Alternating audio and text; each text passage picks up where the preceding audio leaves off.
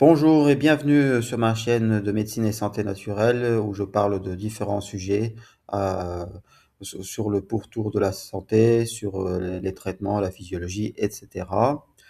Et donc aujourd'hui nous allons faire les nutriments et la peau jeune. Quels sont les nutriments utiles pour avoir une peau jeune, les diètes aussi possiblement associés.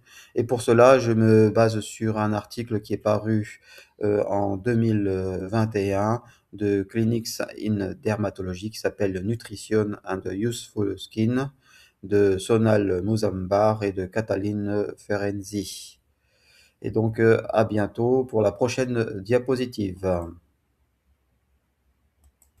Et tout d'abord, nous allons présenter les familles de nutriments pour commencer du général et puis aller vers le particulier. Nous avons plusieurs groupes de familles de nutriments. Nous en avons six ici, par exemple. Nous avons les vitamines antioxydantes, vitamines A, C et E, qui luttent contre les radicaux libres, les pigments protecteurs, caroténoïdes. Nous avons par exemple l'astaxanthine, lutéine, lycopène, les lipides essentiels comme les oméga 3, oméga 6, des molécules bioactives comme le coenzyme Q10, la curcumine, le ginseng, des compléments structuraux, surtout le collagène qui est en grande poupe actuellement. Il favorise l'élasticité et la fermeté. Et nous allons voir aussi un petit peu les microbiotes. Et en fin de vidéo, nous irons voir aussi du côté des diètes, et notamment sur les GAZE, les agents de glycation avancée, qui favorisent le vieillissement de la peau. Voilà, donc, et donc pour une rayonnance naturelle, nous allons synthétiser en quelques mots la fonction de tous ces nutriments. Un, c'est l'éclat, la brillance naturelle de la peau, une fonction de bouclier, protection, une fonction d'élasticité, de structure et d'équilibre, et également de vitalité de la peau. Donc ces six mots-là synthétisent un petit peu, en gros, toutes les fonctions de ces nutriments. Voilà, nous allons donc passer à la diapositive suivante pour les premiers nutriments qui sont les vitamines antioxydantes.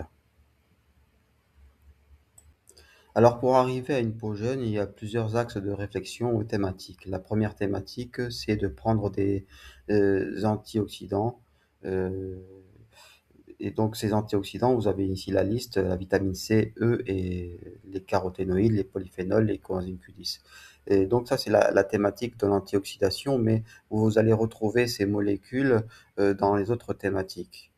Et donc, l'antioxydation, c'est vraiment une stratégie thérapeutique parce qu'elle joue un rôle central dans la jeunesse de la peau. En effet, les radicaux libres accélèrent la dégradation du collagène et stimulent les enzymes, les métalloprotéases euh, comment dire, sont responsables des rides. Et donc, dans l'article en source de cette vidéo, il souligne le rôle intéressant des vitamines C et E. Et, la vitamine C stimule le collagène et neutralise les radicaux libres. Et la vitamine E, elle a un rôle conjoint, elle va stabiliser les membranes des cellules. Et pour le cas des caroténoïdes comme l'astaxanthine, la lutéine et le lycopène, eux, ils vont agir sur la photoprotection et sur l'inflammation.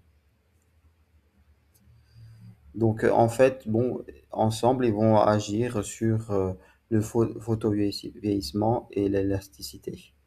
Donc, vitamine C, E, antioxydation, et caroténoïdes et polyphénols vont agir sur la photoprotection et l'inflammation, mais en réalité, c'est un tout. Mais c'est un axe de réflexion. Nous allons voir le deuxième axe de réflexion pour avoir une peau jeune, c'est l'utilisation préférentielle du collagène ou de la préservation du collagène. Parmi le deuxième axe de traitement, de réflexion pour avoir une peau jeune, ce sont les nutriments qui stimulent le collagène. Et nous retrouvons ici la vitamine C, la fameuse vitamine C qui stimule euh, l'hydroxylation du collagène et protège aussi les fibroblastes. Alors euh, euh, dans cette cible de collagène, de protection du collagène, il y a aussi la notion de protéger la cellule qu'on appelle le fibroblast qui synthétise les cellules de la peau. Et donc, en fait, nous retrouvons aussi la vitamine A et ses dérivés qui vont augmenter la production de collagène et diminuer l'activité des métalloprotéases qui, rappelons-le, forment, euh, forment les rides, sont en partie à l'origine des rides. Alors, nous avons aussi l'utilisation de peptides de collagène, soit en topique, soit au niveau oral. Hein, donc 5 à 10 grammes en oral, et puis vous avez de nombreuses marques de crèmes de collagène avec différentes formulations. Et donc c'est bien connu, ça améliore l'élasticité et l'hydratation. Après, nous avons euh, deux autres produits cités dans l'article. Euh, Nous avons le ginseng et la grenade. Et il semblerait que le ginseng et tous les polyphénols de la grenade renforcent aussi l'activité des fibroblastes. Donc c'est intéressant. Voilà. Donc après l'axe de l'antioxydation, l'axe du collagène, nous allons voir dans la suite. Nous allons voir donc dans la suite la fonction de barrière de protection de la peau, comment l'améliorer avec d'autres nutriments. Ce sera donc le troisième axe de réflexion pour avoir une peau jeune. Le troisième axe de réflexion pour une peau jeune, c'est d'améliorer sa fonction de barrière cutanée ou sa fonction de protection contre les agressions extérieures et son intégrité dépend étroitement aussi des lipides. Et de là, nous avons différents nutriments. Ici, nous avons dans l'article cité en source les oméga 3 et les oméga 6 qui renforcent les lipides de surface et en fait, ils limitent la perte d'eau et diminuent l'inflammation. Ensuite, l'article nous dit que les polyphénols et la curcumine et ainsi que la silimarine réduisent les médiateurs inflammatoires et protègent aussi des UV. Bien sûr, nous avons aussi à nouveau les caroténoïdes et les polyphénols qui augmentent la tolérance au soleil et aux polyphénols. En fait, le but de tout ça, c'est rendre la peau plus résistante, plus dense et moins réactive aux agressions externes. Donc c'était le troisième axe de réflexion, augmenter euh, l'efficacité de la barrière cutanée. Un autre axe, ou plusieurs axes ici sur cette diapositive, c'est l'utilisation du microbiote cutané et d'éviter les glycations par des agents spécifiques.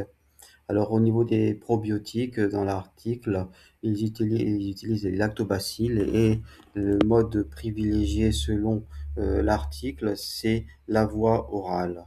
La voie orale, alors comment les utiliser? 5 à 10 milliards d'UFC par jour, de souches par jour, et plusieurs souches ont été utilisées comme les Lactobacillus rhamnosus ou Plantarum ou Reuteri ou Paraceici. Et la durée minimale de prise de probiotiques pour avoir une bonne peau, semble-t-il, d'après l'article, c'est 8 à 12 semaines de prise minimale. Et il faudra les prendre à jeun ou avant un repas, de façon quotidienne. Et les effets attendus des probiotiques sont une peau un peu plus hydratée, des rides moins profondes, une meilleure tolérance au soleil une réduction des rougeurs et de l'inflammation. Bah, de toute façon, c'est ce qu'on recherche pour la plupart des nutriments. Mais voilà. Alors l'utilisation en topique ou en crème il existe des ferments de lactobacillus et il y a des marques qui utilisent des sérums ou des crèmes hydratantes. Alors le but de ces effets en topique, en local, en crème, c'est de renforcer la barrière cutanée, réduire l'inflammation et amélioration de la texture et de la douceur de la peau. Et bien sûr aussi soutien du microbiote cutané. Et pour les crèmes, il faudra les utiliser 1 à 2 fois par jour. Ou alors après le nettoyage, avant la crème de beauté. Et souvent, les marques utilisent des associations, des combinaisons, comme la vitamine C, les peptides de collagène ou des céramides. Donc l'objectif de ces microbiotes, c'est d'agir sur 3 leviers majeurs du vieillissement: l'inflammation, la barrière cutanée et l'oxydation et la lutte contre les métalloprotéases. Voilà. Ensuite, l'article parle aussi de la vitamine D. La vitamine D, on peut la prendre à 5000 unités par jour, 5000 unités par jour tout au long de l'année, hein, quasiment, hein, finalement. Et donc, la vitamine D joue un rôle notamment au niveau des cellules de la peau qu'on appelle les kératinocytes. Et les kératinocytes, ils favorisent la barrière cutanée. La vitamine D aussi soutient la cicatrisation de la peau et cela permet d'avoir une peau lisse et uniforme. Bien sûr, son action sur l'inflammation et contre le stress oxydatif.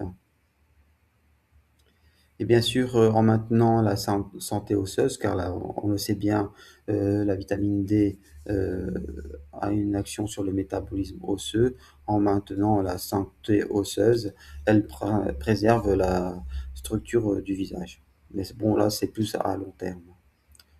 Voilà. Donc après, je ne reviens pas sur la coenzyme Q10 et les polyphénols parce on en a parlé. On passe à la diapositive suivante.